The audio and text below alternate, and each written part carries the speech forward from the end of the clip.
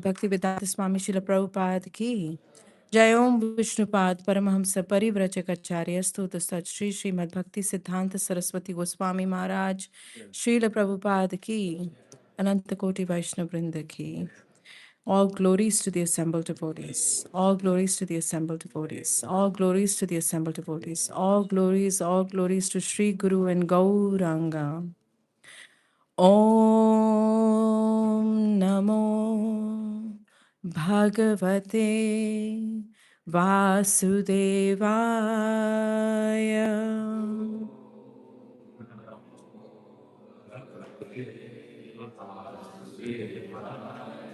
Om Namo Bhagavate Vasudevaya.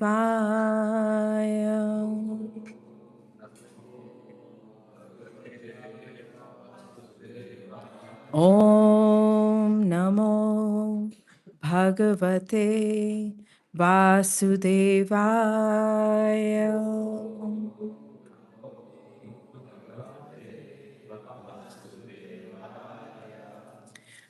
Narayanam Namaskrityam Naram Chaiva Narottamam Devim Saraswatim Vyasam Tato Jaya Mudiraye Nashtaprayesu Bhadreshu Nityam Bhagavata Sevaya Bhagavati Uttama Shloke Bhaktir Bhavati Nashtaki. Om Jnanatimirandasya Jnananjana Shalakaya Vakshurunmilitam Yena Tasmai Shri Guruve Namaha Vachalam Pangum Langaite Girim Yat Kripa Tabaham Vande Shri Puru Vinakaranam. That's it. So we're reading from Canto 1, Chapter 1. Should we recite the verse first or we start reading the translation first? First, okay.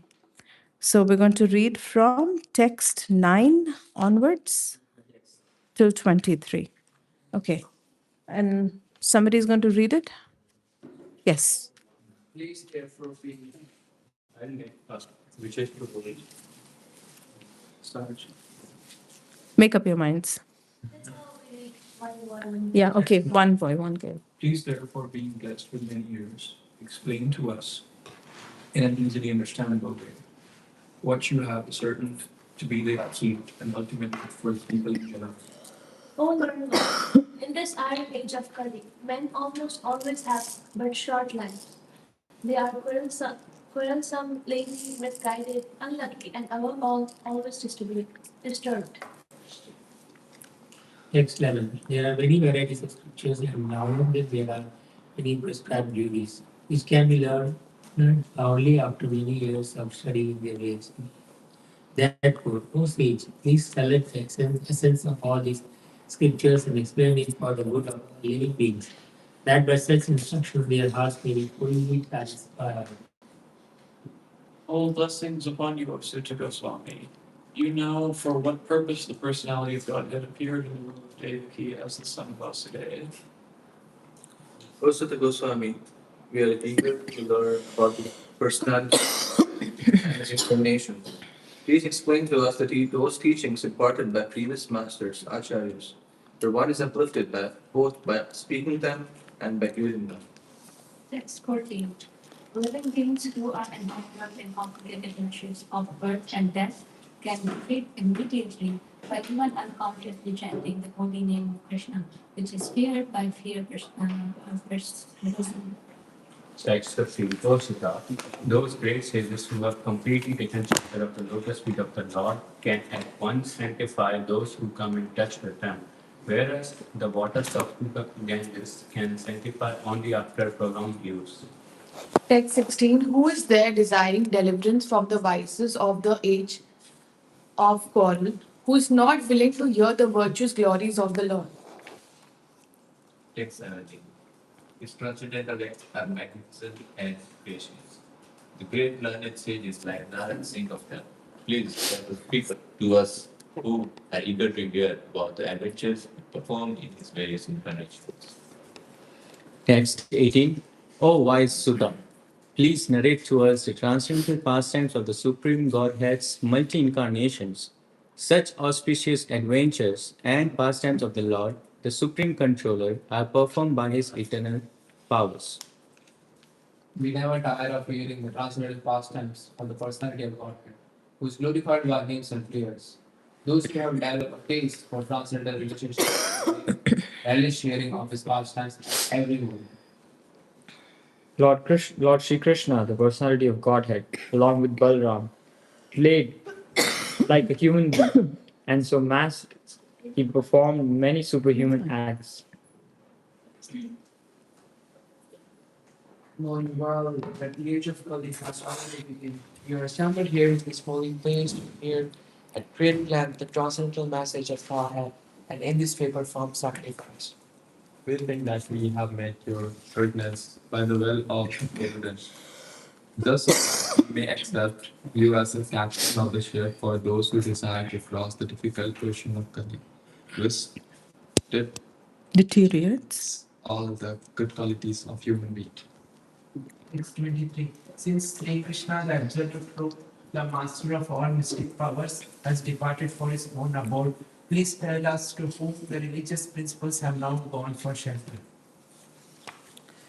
Jai.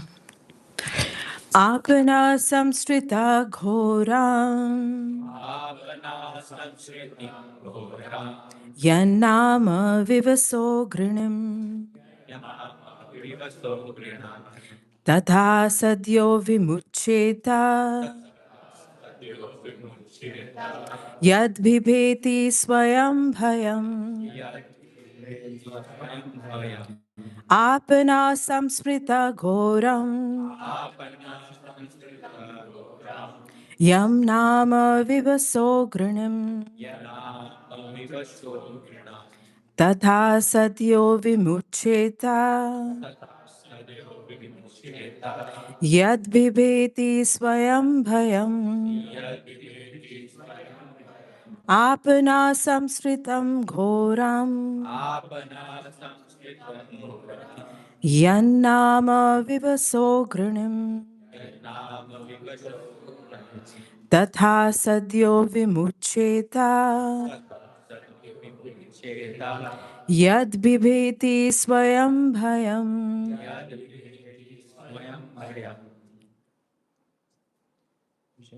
Anybody would like to recite? Apana samshritam ghoram Apana samsritam ghoram Yanama vivaso grinam Tadyo vimuchyeta Yadviveti swayam vayam Yad vibheti swayam bhayam. Apana samshrito ghoram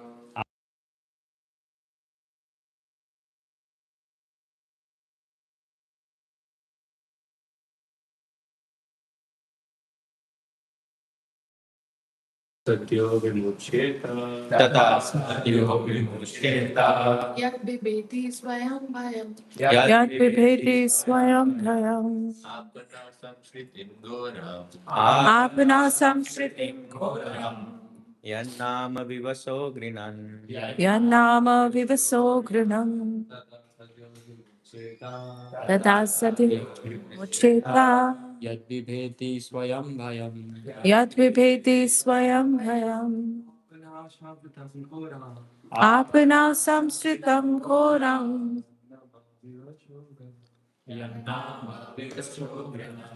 Tata sadyo vimuchyeta Tata sadyo vimuchyeta Yadviveti swayam vayam Yad vibheti swayam bhayam Apana, being entangled. Apana, being entangled. Samsritam, in the hurdle of birth and death. Ghoram, too complicated. Yat, what? Nama, the absolute name. Vivasaha, unconsciously. Grinam, chanting.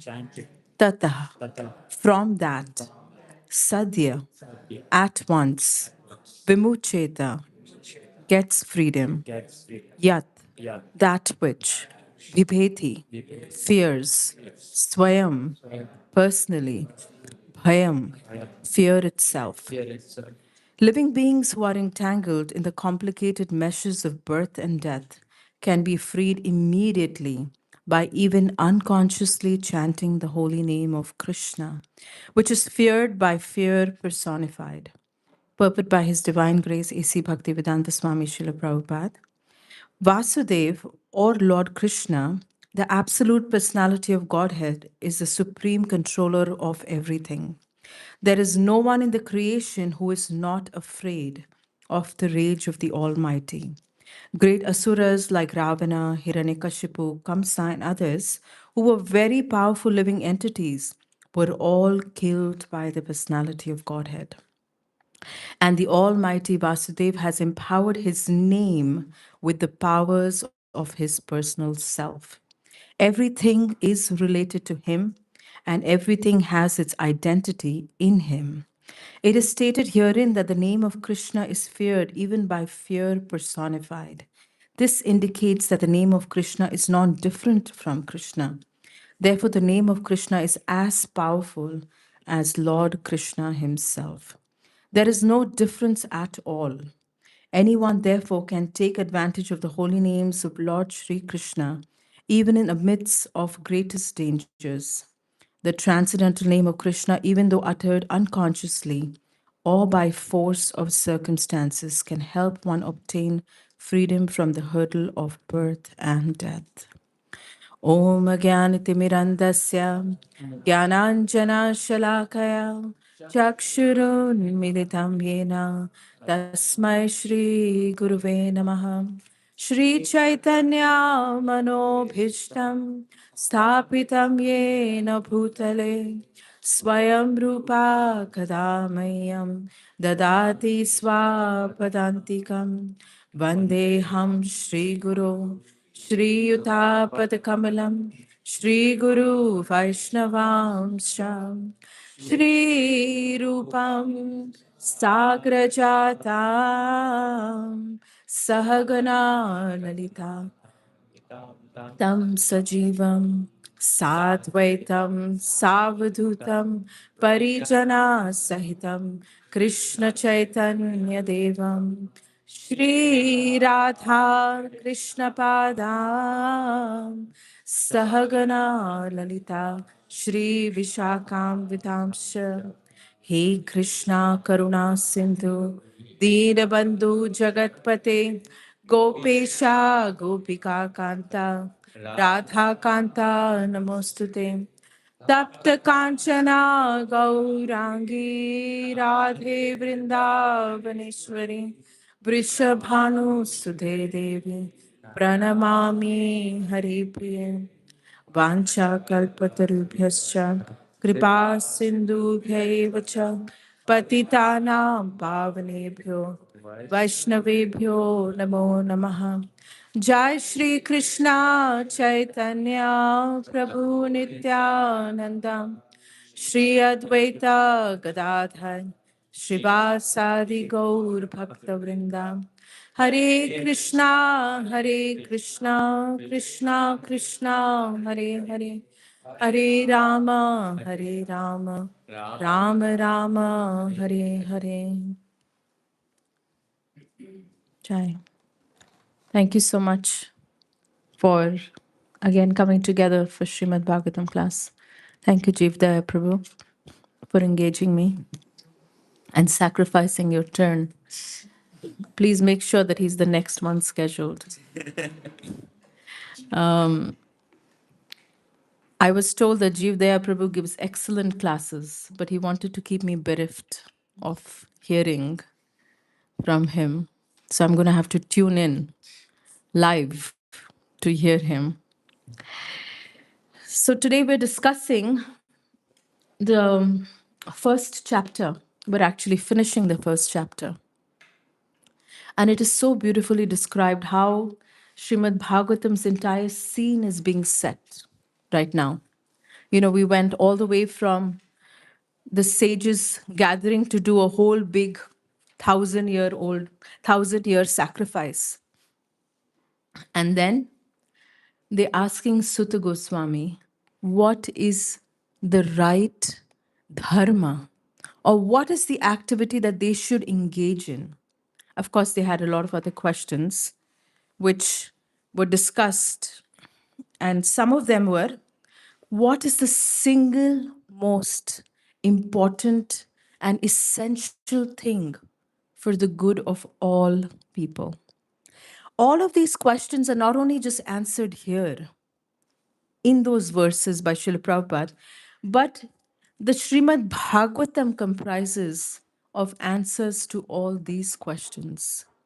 The second question, which is the verse 11th, is asking, what are the real objects of our love and surrender?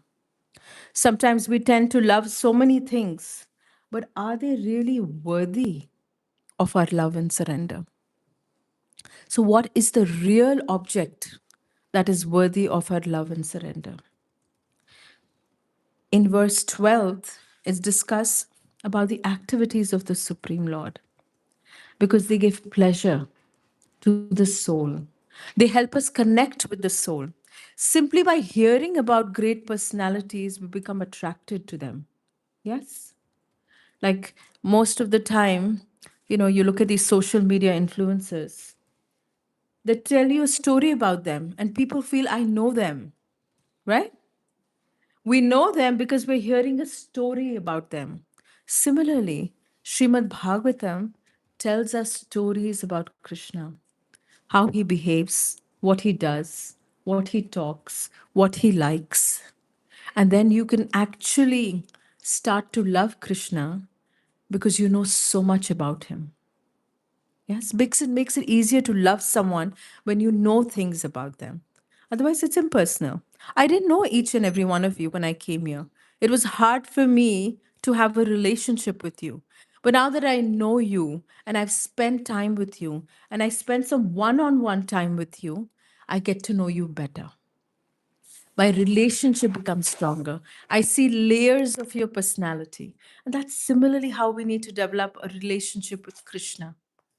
Try to know him layer by layer, his Virata form. It's so mystical that all the different forms Krishna has, a personal form, the universal form. It's just amazing, Adbhuta. And then in the verse 17, Sutta Goswami, or this actually, the sages are asking Sutta Goswami about the Lord's forms, different pastimes. In verse 18, again, it continues to ask about the Lord's incarnation. However, we're going to focus on the 14th verse, which is so beautiful because I don't know how Monil Prabhu picks the most beautiful verses. We have curriculum. I just follow that. We have a set curriculum for Krishna House, so I Oh, just follow that. okay. So somebody has given thought already. Because this verse is so beautiful. It summarizes the sum and substance of bhakti in this day and age.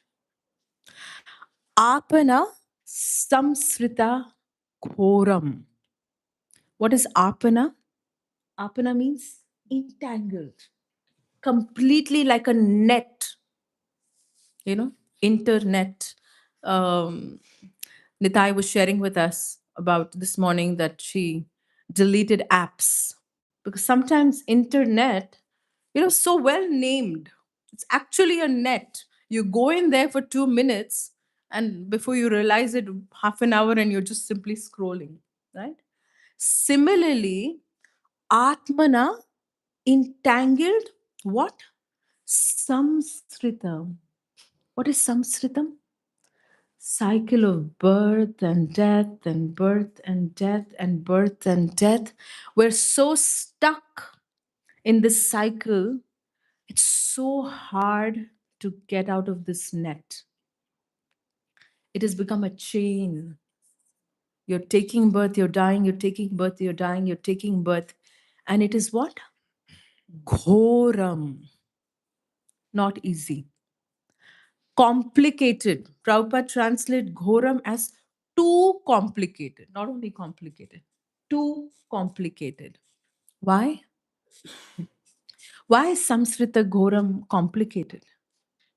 Any realizations you'll have since you'll have taken birth and death a few times at least? Yeah? Why is it complicated? Because in the womb, we promise Krishna that when I come out, I've suffered so much in the womb. We promise Krishna that when I come out, I will practice your bhakti. I don't want to see another womb again. But we forget. Krishna's Maya potency makes us forget.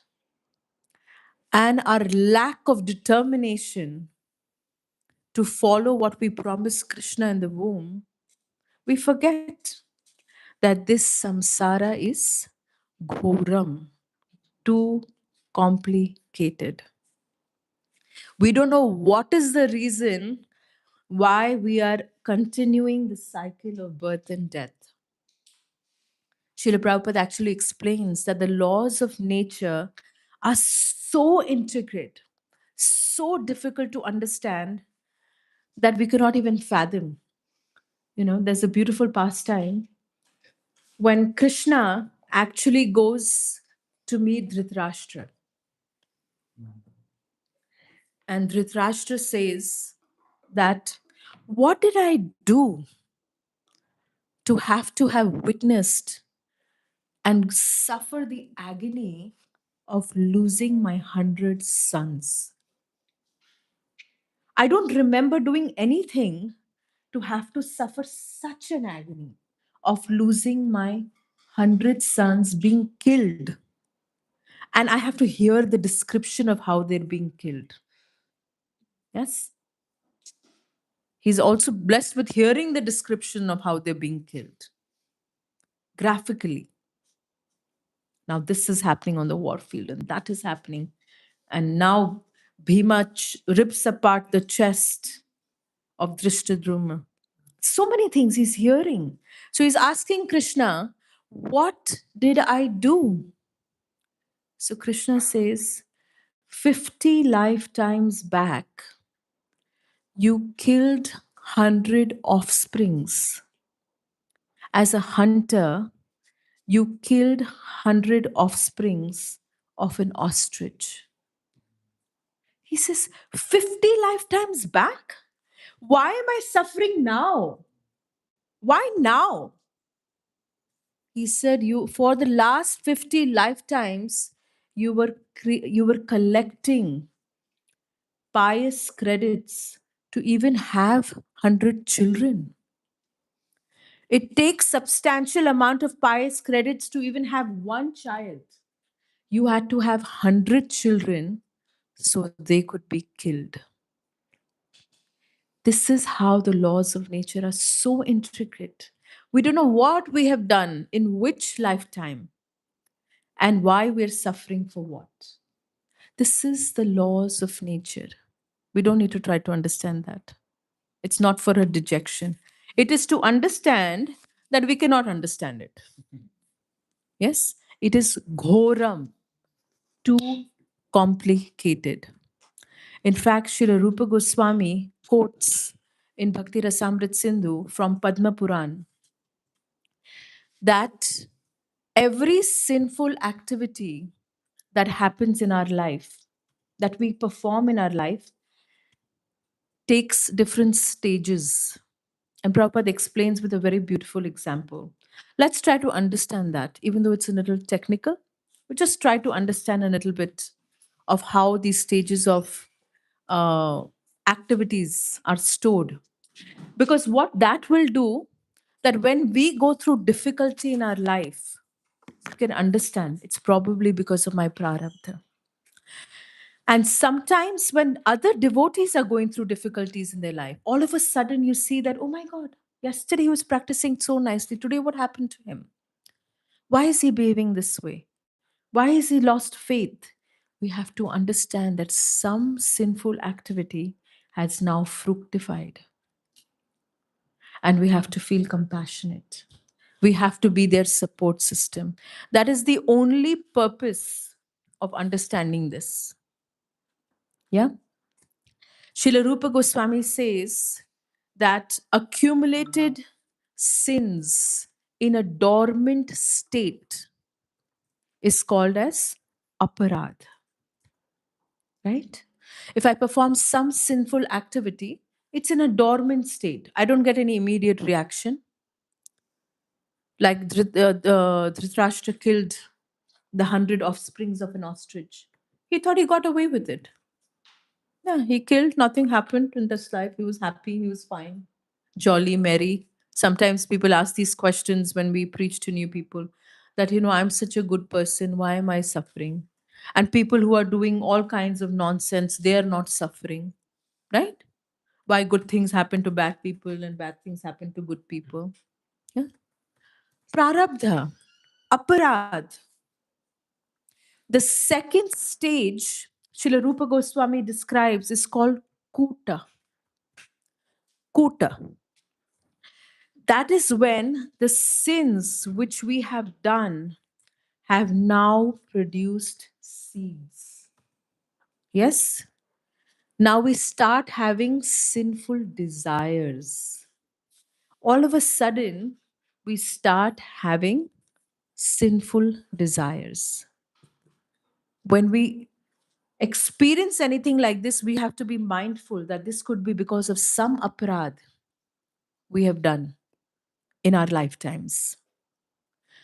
The next stage of kuta is where even if we understand that this is sinful desire, we are not able to control ourselves. And that stage is called bija. Rupa Goswami says that bija means that it has already established, the desire is already established within our heart, and it keeps coming back.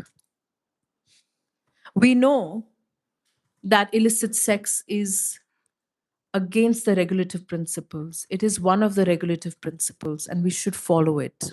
It is the limb of, it is a dharma, it's a pillar of dharma, and it is crucial for me to follow it.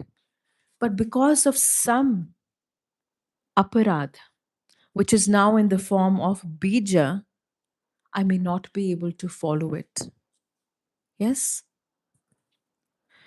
Then Phalan Mukha is the next stage Srila Rupa Goswami describes in Bhakti Rasamrit Sindhu. He says, now there is no stopping of the reaction. We are only waiting for the reaction to happen. Now it is fully bloomed. Phal. Phal lag gaya hai ped pe. The fruit has already on the tree. And what we experience in the last stage is called as prarabdha. Yes? All of a sudden, something happens to us. Maybe for something we did in some lifetime, which took a form of a seed, kuta, bija, falan mukha, and now it has converted into prarabdha, and that is why we are experiencing it. So, the only purpose of understanding this is when we experience this in our life and we experience any of these kuta, bija, or falan mukha stage, we beg to the Lord for their mercy and we hold on to the association of devotees even stronger. Right? There's a beautiful pastime of Haridas Thakur Prabhu. Do you all know him? Haridas Thakur Prabhu, Prabhupada disciple. He's the one that started Hare Krishna TV. Yes, ISKCON TV. He was actually a thief. Like a thief. Not Krishna but a thief, but real thief. He saw on the Back to Godhead magazine a picture of Srila Prabhupada. And Prabhupada was wearing his gold Rolex watch. So, in the whole picture, what he saw is Prabhupada's gold Rolex watch. He came, where is this person? He saw that many people have access to him. He meets a lot of people. It'll be easy to meet him. So he finds out from Back to Godhead magazine, he calls that where is this person? He said, oh, he's coming to the Juhu temple tomorrow. Okay.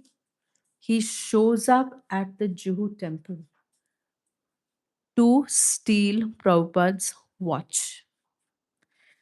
But hearing Prabhupada's lecture and Prabhupada affectionately speaking to him, he starts to weep and cry over there. And he says, you know what?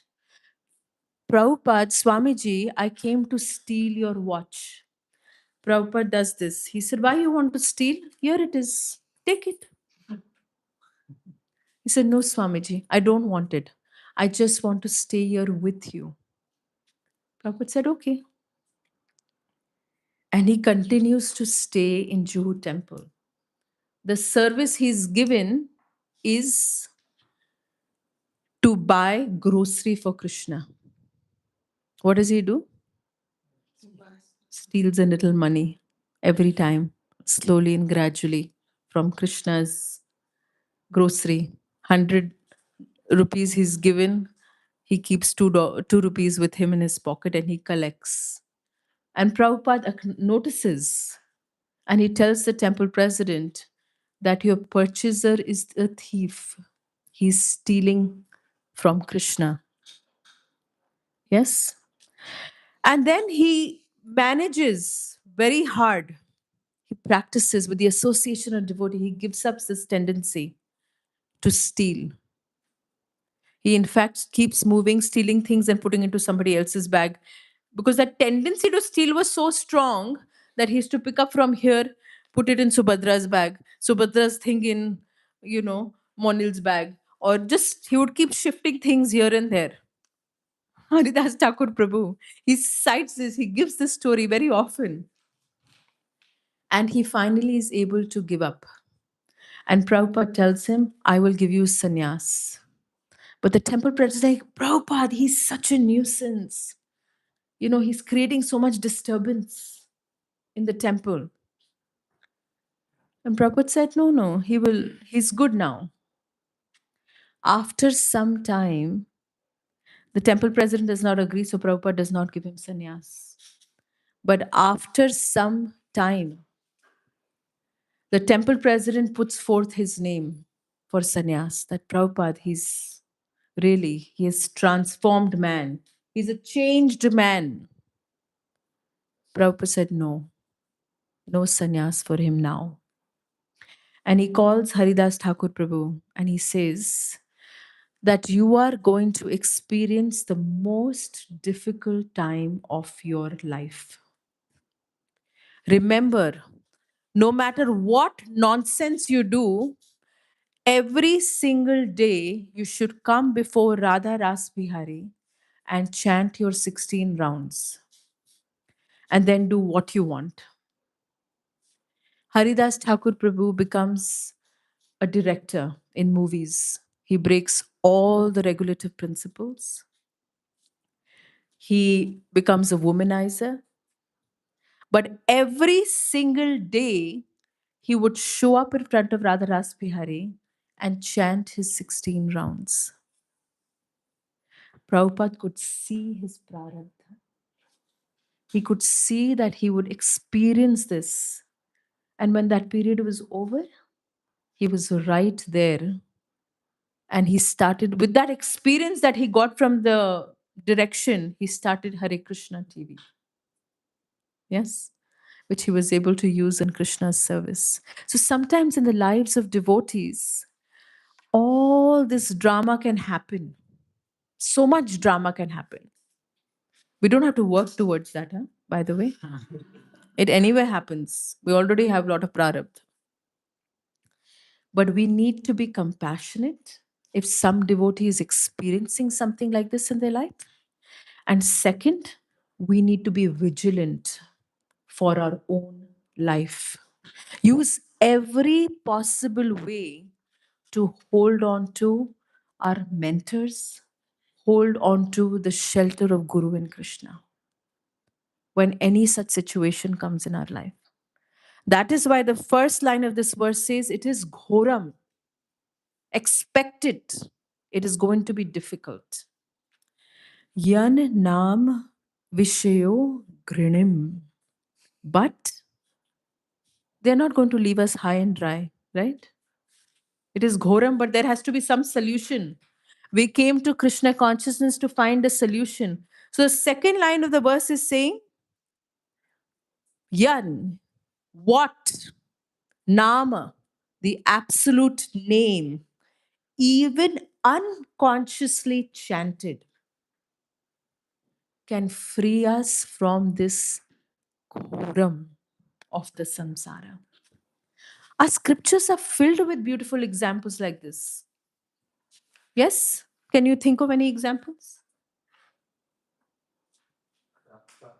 Jamin. Ajamil, you raised your hand. You had a Jamil. Any other examples you can think of? Gajendra, okay, to a certain extent. Gajendra, yes. Valmiki Muni, he could not even chant Ram. So Valmiki Muni was told that, okay, you chant because he was a hunter. And he was getting so much pleasure in killing the animals and watching them. He would not even kill them fully, he would kill them half. And he would love to watch when they would suffer. That was his pastime, that was his interest. That would give him pleasure. So Narad Muni first said, at least kill them fully. Don't make them suffer so much. He was so sinfully inclined that he could not chant the name of Ram.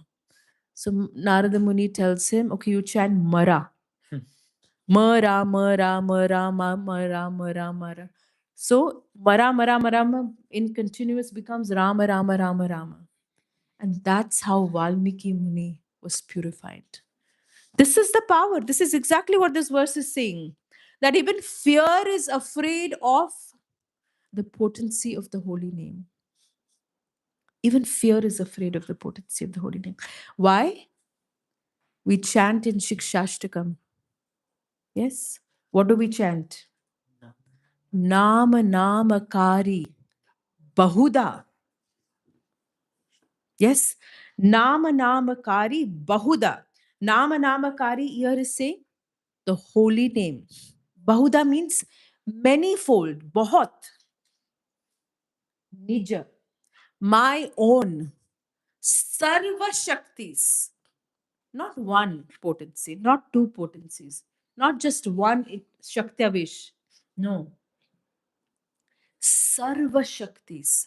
I have invested all my Nija Sarva Shaktis in what? Name. In the name. In the holy name. That's why Prabhupada said the holy name is non different than Krishna. Yes? Sometimes we feel we cannot come to the temple, we cannot see Khirchor Gopinath.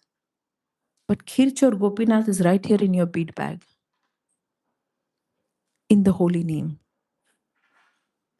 Simply by chanting the holy name, you can experience being in the presence of Krishna. I'm not making this up. It is a fact. We only have to realize it. We know it, that Krishna is fully present in his holy name. We only have to realize it. And what he's saying, that simply the Shikshashtaka verse, what he's saying, Nama Namakari Bahuda Nija Sarva Saktis. Tatra Arpita Niyameta Smarine Nakala. In those, it is invested, Niyamita, regularly, remember, Smarane, Na Kalaha. No need to be conscious about what time and what not time. To chant Gayatri, we have to see the movements of the sun. But to chant Hare Krishna, you need to see nothing. Anywhere, however you are situated, bathe, not bathe, clean, unclean, you can chant the holy name, which is non different than Krishna. You cannot go dress the deities without being clean. but you could chant the holy names. Can you imagine how merciful the holy name is? Krishna in the form of the holy name. Such is the nature of the Lord's kripa. Etadrishi tava kripa bhagavan namapi. That is the mercy of the name. So this verse is saying, even though the samsara is ghoram, you can still very easily cross it by taking shelter of the holy name, which is feared by fear himself. As simple as that. This is the sum and substance of our bhakti yoga, right? But is it really that simple to chant the holy name? Yeah. It is simple to understand it. But what stops us? What stops us? Jividaya Prabhu. Our mind. Our mind. And I tell my mind, no, I have to chant. But I'm yawning. Am I really experiencing? If today I said, who was your favorite celebrity? Vishesh. Who is your favorite celebrity? Did you have one before? Huh? Rishi Kumar? Akshay from India. Akshay, yeah. Okay, Akshay Kumar. If I say Akshay Kumar is coming here right now, will you be attentive? You'll be attentive to his presence, right? When we say Krishna is present right here, why are we not attentive to him? Krishna is present in his holy name because we haven't really realized Krishna in the holy name. And because all of these samsara ghoram sometimes comes in our way. There's a beautiful bhajan by Srila Bhaktivinoda Thakur. You know, in the car when we were driving, Jivdoya Prabhu was asking me, which is your favorite bhajan? And I said a few bhajans, and I also said one of those bhajans, which is, I think, so symbolic. It's called Keno Hare Krishna Nam Hari Bole. Have you all heard it? Has anybody heard it? You should try to find this bhajan. It's super nice. But we'll look at some of the words. We have maybe 5 minutes and then we'll take some questions. But just to give you such a beautiful bhajan, Srila Bhaktivinoda Thakur says, Keno Hare Krishna Nam Hari Bole Man Pran Kandena. He says, why does my heart not weep while I'm chanting Hare Krishna? Keno Hare Krishna Nam Hari Bole Man Kandena. Why do I not cry? And he's introspecting. This whole bhajan is introspection. And then he says, verse 1 says, Pakhi na jane kona aparadhe. He's comparing the soul to a bird, right? Srila Prabhupada gives this example several times that the soul is a bird in a cage. You take care of the cage, it's like you're taking care of the body, right? You've given it a golden cage, but you forget to take care of the soul. So here he's saying, Pakhi, O bird, na jane kona aparade. What offense, what sinful activity have I done that mukhe Hare Krishna nam bole na? That with my mouth I am not able to chant the Hare Krishna nam. So he's asking the soul, Pakhi, what aparad have you done in the past that mukhe Hare Krishna nam bole na? You're not able to chant the holy names of the Lord. The second verse says, Baner Pakhi Re Dhare. It says, basically, it's saying, O forest bird, I have carefully something for you in the cottage of my heart. Let's go to that beautiful place where there is no size, like there is no samsara ghoram. There is no cycle of birth and death. Oh bird, why you're not getting ready? I have stored something in the cottage of my heart. The third verse is saying, Pakhi, sakala naam bolte paro na. What is happening? Why are you not able to chant the holy names of Krishna? Chalo Pakhi, rupera deshe jai.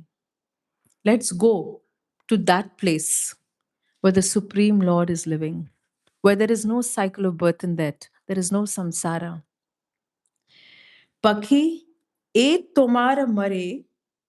What if you're not chanting now?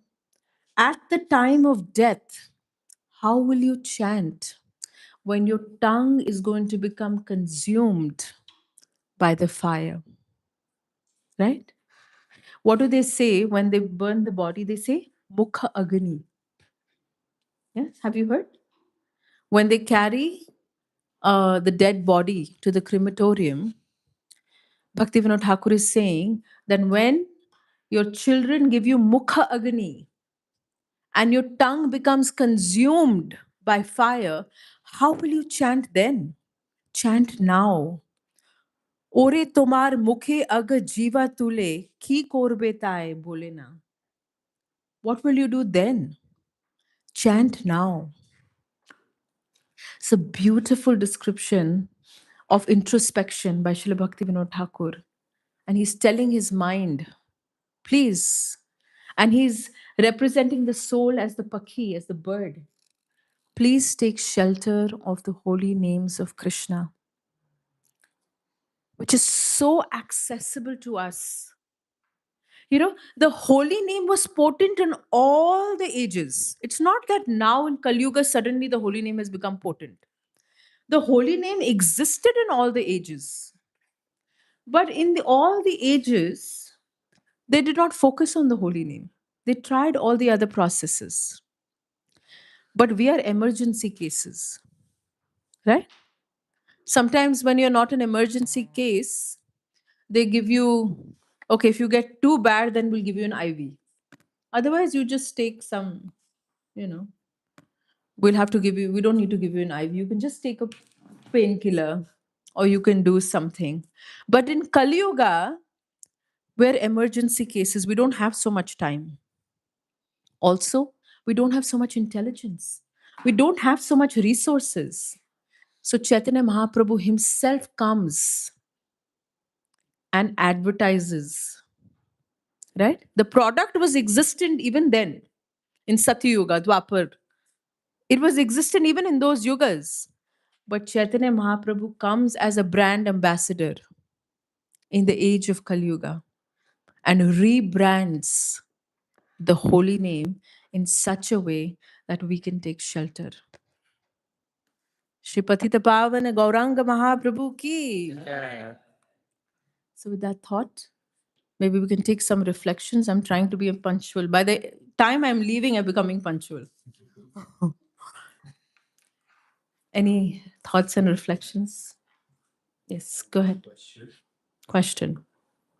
So actually, when you give example of Can we give him the microphone? Thank you.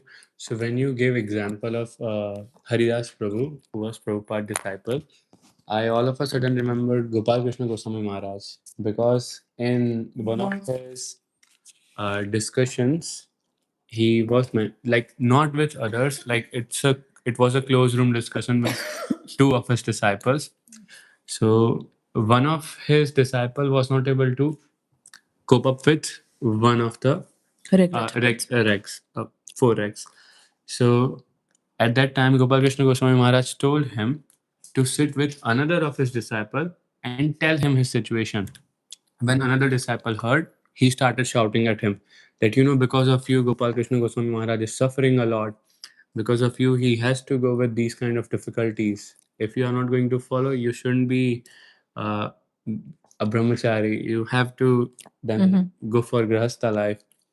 And then again, Gopal Krishna Goswami Maharaj came back and then he asked, what did he say? And then he mentioned all of those things. Gopal Krishna Goswami Maharaj said, no, don't listen to him.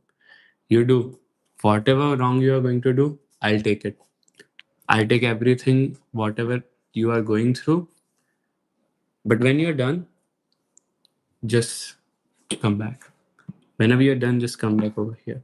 So that example pretty much is resembling to Prabhupada, but I'm quite attentive with whatever another sannyasi was saying, that how to become compassionate at that point of time, because his prarabdha, due to his prarabdha, at the end gurus are suffering. They are also going through a lot.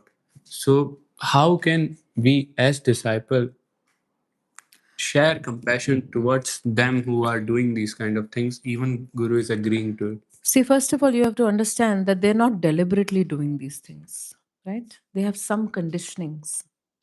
And the very fact that somebody is doing something and expressing, admitting to their mistake is actually making progress. So many people do so much nonsense and they will keep it hidden. They will cheat. Then there is no hope for them. But when we express, that is what it means. Rupa Goswami says, revealing your mind and heart and confidence. What does that mean? When we reveal our mind and heart and confidence, we're first of all taking a humble position. Second, we're taking strength. We're begging for strength from the devotee and from Guru and Krishna that I cannot manage the situation on my own. But that doesn't mean this gives us a free ticket or a free pass to do nonsense. Absolutely not, because Krishna is Paramatma within your heart. He knows exactly what you're doing, right? If there is just an extremely unavoidable anartha that you are going through, then yes. And we always should remember that gurus have taken a role of compassion. But also remember the guru is only a transparent via medium. The guru is a transparent via medium. He takes the glory and he passes it on to Prabhupada. Similarly, he takes all, whatever sinful reactions he gets, that is also automatically passed on. And Prabhupada, as a transfer medium, passes on to his Guru Maharaj. And his Guru Maharaj passes on to his Guru Maharaj. And it reaches Krishna, who can absorb anything and everything. That is what a guru is, a transparent via medium. A guru does not take any glory, and it does not, then if he doesn't take any glory for himself, he doesn't have to take any reaction for himself. He becomes an instrument in the hands of his guru, and his guru becomes an instrument in the hands of his guru, and they all become instruments in the hand of Krishna. That is the understanding.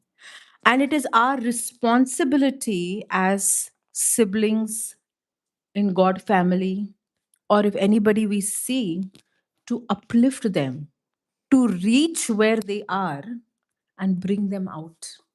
It is very easy to stand on the side and say you have God, but sometimes we need to give a hand and pull them out without judging them.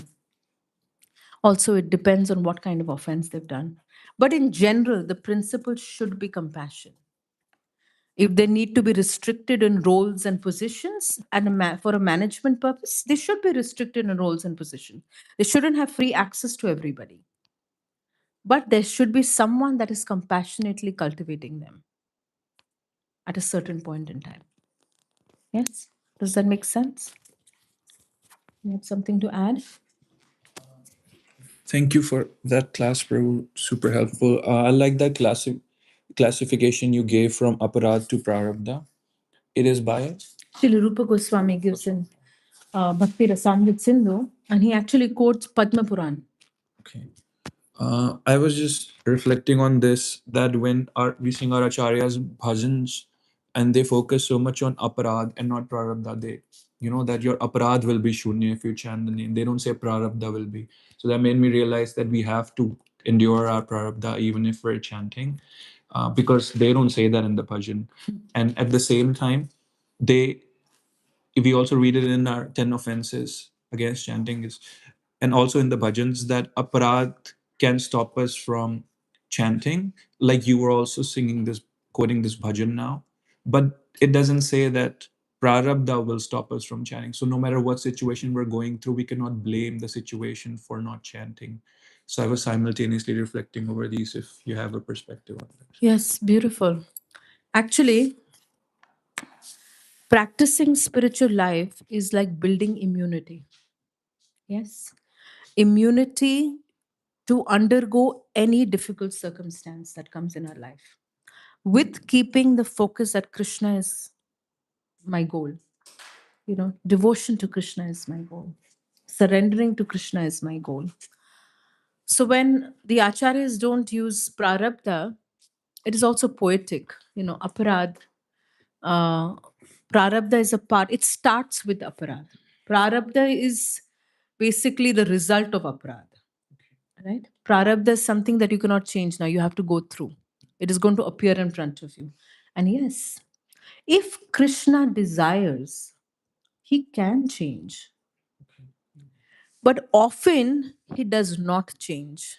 In fact, he accelerates it for you. Yes?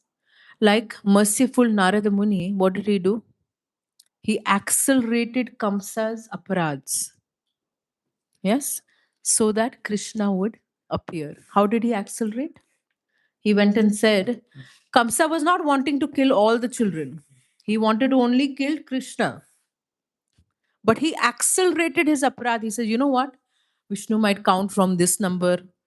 He may count backwards. Vishnu's counting can be. So sometimes that example can be used that compassionate devotees may accelerate our prarabdha so that if we have to go back in this lifetime, we have to get a lot done. We have to develop bhakti, but we have to also make our other bank balance negative, right? So sometimes in devotees' lives, we may see more problems because we're trying to close the bank. The account needs to be closed. So too much withdrawals will happen. Yes. But we need to continue to invest. Yes. Does that help in any way? Did I answer you? Yes. I would like to ask. Yes. Basically, like you said, you need to have compassion for other devotees and also see our family members as devotees. Right? Absolutely. So, but what if they are going through something and you want to help them, but there's a conflict of interest. Like, how should I say? Like, it's not supporting what they need, what they want is conflicting with what you are trying to do. So in that case, like, how do you maintain that relationship? So when we try to help someone, what does help really mean? Help means that you find them where they are. Help means that they should be uplifted by. If our behaving in a way is not uplifting them, then we're doing it wrong. It's simple as that. We should be a genuine well wisher. You can't teach PhD subject matter to a kindergarten student, it's not going to be helpful. You will have to come down to kindergarten level and teach them 2 plus 2 is 4, right? And sometimes you don't have to teach by speaking. Sometimes you have to teach by example, by your behavior, and sometimes you have to teach by just giving them space. Okay? And especially with family members, Radhanath Maharaj always says that you cannot teach your family members because they've changed your diapers. They have raised you. They have taught you to eat. They have taught you to walk. They've taught you to speak. So it will take a long time for them to really appreciate you in a way that they can hear from you. Right? In fact, I remember this Gaurang Prabhu was having a program in his family. He's an eloquent speaker. So he said, nobody's going to listen to me here. He took Govind Prabhu. And Govind Prabhu gave the class. And in the class, he said that anybody who practices Krishna consciousness, his 21 generations are liberated. Right? So over there after the class, and these are all Tambrams, Tamilian Brahmins, are very conscious of your pious credits and not pious credits. He says all your this thing, 21 generations are liberated. So they come to Gaurang Prabhu, Ray, you continue, huh? What you're doing, very good. We're also getting benefit of that. You continue what you're doing. So sometimes it takes someone else to tell them. especially with family members.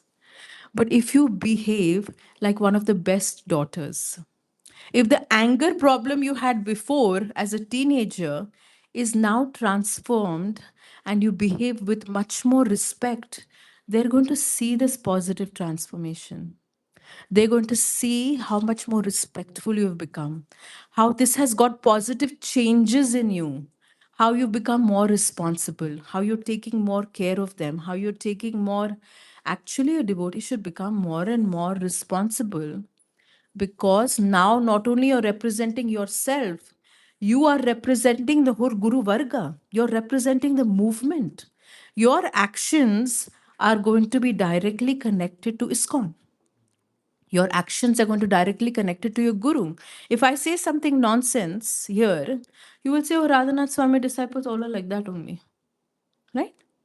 Why? Poor thing, Radhanath Swami did nothing. I spoke. But we carry on our shoulders the representation of our Guru Varga. They judge our spiritual master by how we behave. So your parents are going to judge the movement by how you behave. So now, in fact, you should have such a transformed personality that they're like, oh my God, what did she do? What are these people doing? How has she become so transformed? That is your preaching, not going and giving them a Bhagavatam lecture. No, that is not going to work. Your behavior and your attitude will work over there over a period of time. Does that help? So I want to ask, you have to not ask a question, but you're going to say something. Yeah, I had a realization and a Yes, comment. yes, wonderful.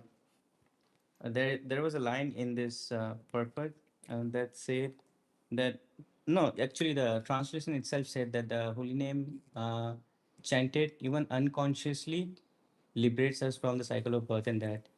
But how easy it is to chant even unconsciously. So, and then you mentioned the Sistastakam verse, and then you were saying that we have to regularly remember the holy name, doesn't matter where we are, what we are. So I was connecting both the points, and then I realized that this practice of chanting 16 rounds is our practice, so we can unconsciously remember Krishna. That's our practice to fall in love with Krishna. So Yes, any moment, anytime, even when that comes to us, we unconsciously think of him. yes. So yeah, that was very nice. Beautiful, Thank you. beautiful. Actually, Prabhupada said, Kirtanaya Sadahari.